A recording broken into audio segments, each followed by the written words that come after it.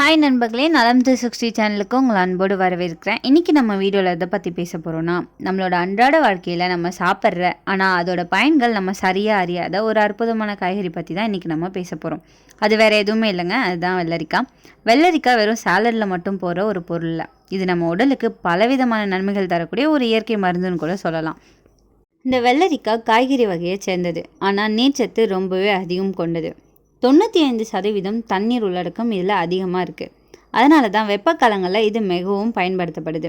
India, சீனா, துருக்கி போன்ற நாடுகளில் அதிகமாக இது விளையுது. பச்சையாக சாப்பிடலாம், ஜூஸ் பண்ணி குடிக்கலாம், ஊறுகாயும் செய்யலாம். அது மட்டும் இல்லைங்க, இதை சூப்பை கூட நம்மளால் சாப்பிட முடியும். இவ்வளோ பெனிஃபிட் இருக்கிற இந்த வெள்ளரிக்காவோட நன்மைகள் என்னென்ன, இதை யாரெல்லாம் சாப்பிடணும், யாரெல்லாம் சாப்பிடக்கூடாது, இந்த வீடியோவில் நம்ம தெரிஞ்சுக்க போகிறோம். அதுக்கு முன்னாடி நலம் 360 சேனலை சப்ஸ்கிரைப் பண்ணாதவங்க சப்ஸ்கிரைப் பண்ணிக்கோங்க. மறக்காமல் பெல் ஐக்கானை ப்ரெஸ் பண்ணிக்கோங்க. வாங்க வீடியோக்குள்ளே போகலாம். இந்த வெள்ளரிக்காயில் இருக்கிற நீர்ச்சத்து கடும் நாவறட்சியை விரட்டுறதோட பசியையும் உண்டாக்கும், உடலை குளிர வைக்கும். வெள்ளரிக்காயில் வைட்டமின்கள் பெருசாக எதுவும் இல்லை, ஆனால் தாது பொருட்களான சோடியம், கால்சியம், மெக்னீஷியம், இரும்பு, பாஸ்பரஸ், கந்தகம், சிலிக்கன், குளோரின் போன்றவை நிறையவே இருக்குது.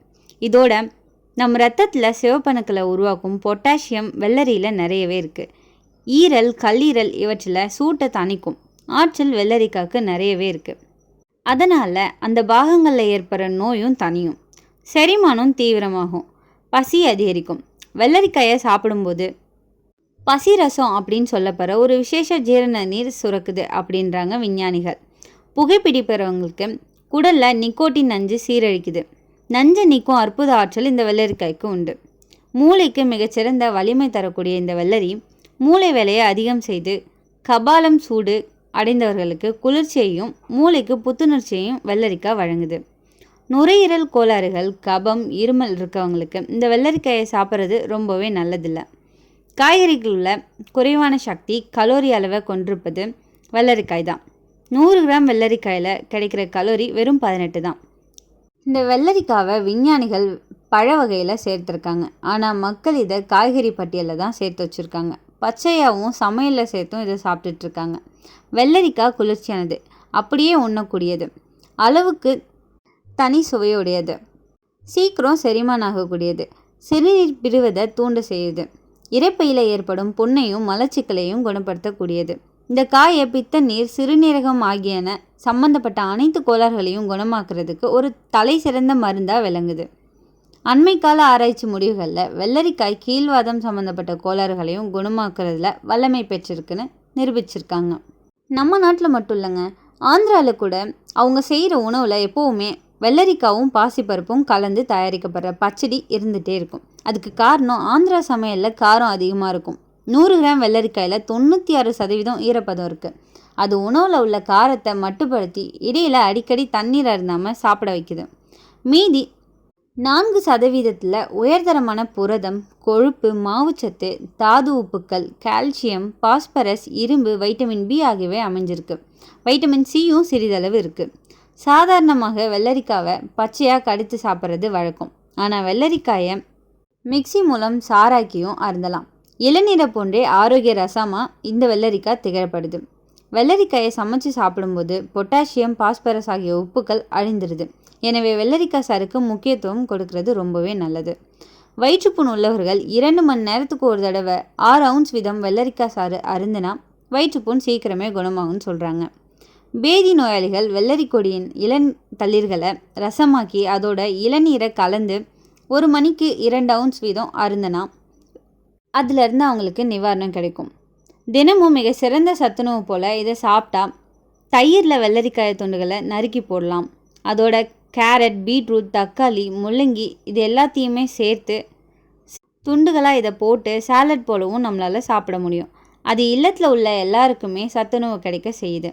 மேலும் இது நோய் எதிர்ப்பு சக்தியை அளிக்கும், ஆற்றலையும் கொஞ்சம் கொஞ்சமாக அதிகரிக்க செய்யும். இந்த காயில் உள்ள சுண்ணாம்பு சத்து இரத்த குழாய்களை தளர்த்தி உயர் இரத்த அழுத்தத்தை குறைக்க உள்ளது. மலச்சிக்கலுக்காக சிலர் ஏதாவது ஒரு பழம் சாப்பிடுவாங்க. அதற்கு பதிலாக தினசரி 2 வெள்ளரிக்காய்களை சாப்பிட்டா மலச்சிக்கலின்றி எப்போதுமே குடல் சுத்தமாக இருக்கும். முகத்தில் உள்ள கரும்புள்ளிகள், வறண்ட தோல், பருக்கள் முதலியானவை குணமாகிறதுக்கு இந்த வெள்ளரிக்காய் அரைத்து முகத்தில் பூசலாம். 15 நிமிடங்கள் முகத்தில் இந்த பூச்சி இருக்க வேண்டும். தொடர்ந்து இந்த முறையில் பூசினா முகம் அழகு பெறும். பெண்கள் இந்த முறையை தினசரி பின்பற்றலாம். நீரிழிவு நோயாளிகள் எடையை குறைய அந்த வெள்ளரிக்காய் விதையோடு சேர்த்து அந்த சாறை அருந்தலாம். பெரிய வகை வெள்ளரிக்காயாக இருந்தால் கூட அந்த சாறை அவங்க அருந்தும்போது அதோட விதையோடு தான் அரைச்சி சாப்பிடணும். இதனால் ஆண்மை பெருகும். முடி வளர்ச்சிக்கு குறிப்பாக பெண்கள் வெள்ளரி சாற்றை அருந்த வேண்டும். வெள்ளரியில் உள்ள உயர்தரமான சிலிக்கானும் கந்தகமும் முடி வளர்ச்சிக்கு பயன்படுத்தப்படுது. இந்த சாரோட ஒரு தேக்கரண்டி கேரட் சாறு, ஒரு தேக்கரண்டி பசலைக்கீரை சாறு போன்றவற்றை கலந்து சாப்பிட்றதன் மூலம் நன்கு முடி வளரும். முடி கொட்டுவதும் நின்றுவிடும்.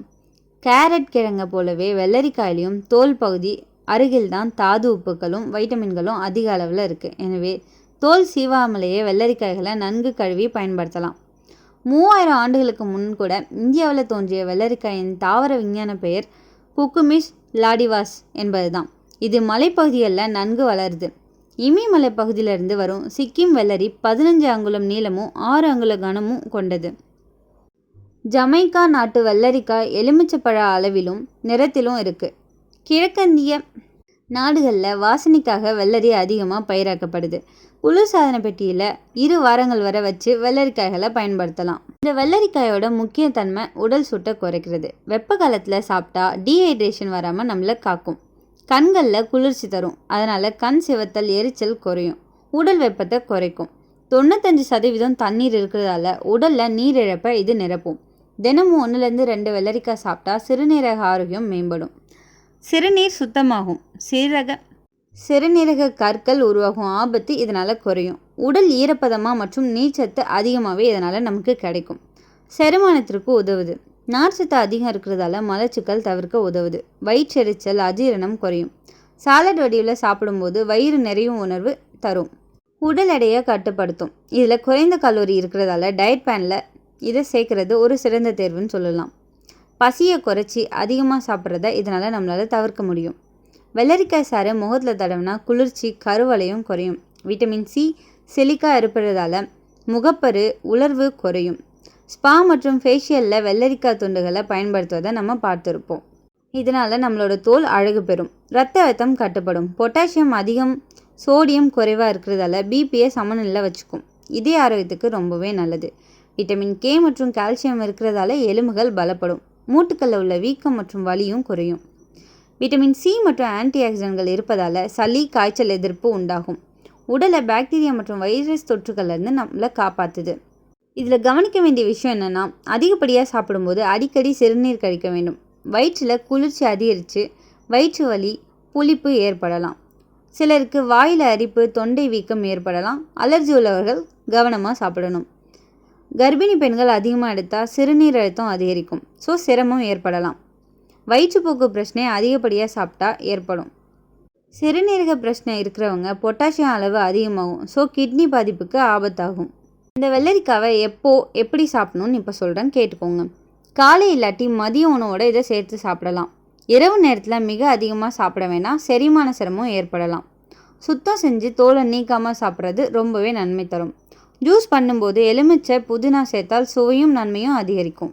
அப்புறம் என்னங்க, இந்த வெள்ளரிக்காய் ஒரு இயற்கை குளிர்பானம் போல தான் நம்ம உடலை குளிர்விச்சு ஆரோக்கியமாக வச்சுருக்க உதவுது. ஆனால் எல்லாத்தையும் போல் இதுக்கும் ஒரு வரம்பு இருக்குது. மிதமான அளவில் எடுத்தால் அது ஒரு மருந்து, அதிகமாக எடுத்தால் அது ஒரு பாதகம். எனவே நீங்கள் அடுத்த முறை வெள்ளரிக்காய் சாப்பிடும்போது அதோட நன்மைகளையும் சாப்பிடும் அளவையும் நினைவில் வச்சுக்கிட்டு நலமாக வாழுங்க. உங்களில் எத்தனை பேருக்கு வெள்ளரிக்காய் ரொம்ப பிடிக்குன்னு கமெண்ட்டில் சொல்லிடுங்க. இந்த வீடியோ உங்களுக்கு பிடிச்சிருந்துச்சுன்னா லைக் பண்ணுங்கள், ஷேர் பண்ணுங்கள். மறக்காமல் நம்ம சேனலை சப்ஸ்கிரைப் பண்ணுங்கள். இன்னொரு அற்புதமான வீடியோவில் உங்களை சந்திக்கிறேன். பை.